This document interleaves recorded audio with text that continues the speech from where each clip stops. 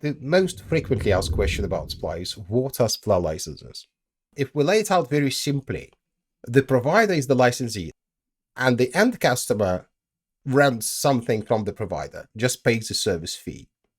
Microsoft licensed the provider to provide their services using Microsoft software. It is a license, but it's kind of unlimited because you're not given a certain number of licenses if you're a provider, if you provide services. No.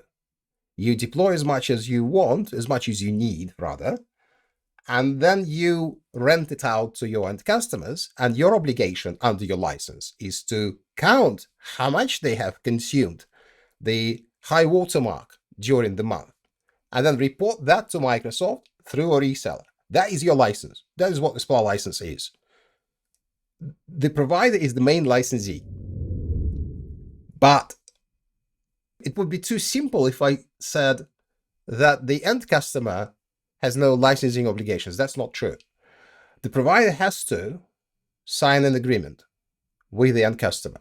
If it's a public provider like AWS, you go to their website, you put your credit card details, and you rent a virtual machine or an S3 bucket, or you go to Azure, do the same, you rent Azure resources.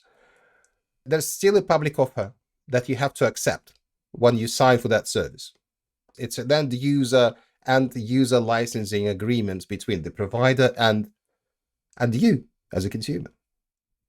So although there's no entitlement per se, you're just getting the service, there are still boundaries in which you're allowed to use that service. So you may call them terms of service. I see that as a bit of a mixture between terms of a service and sub-licensing. To simplify this, a SPLA license is a license that Microsoft gave to a provider to provide as a part of their service, Microsoft software, and there are no quantitative limitations.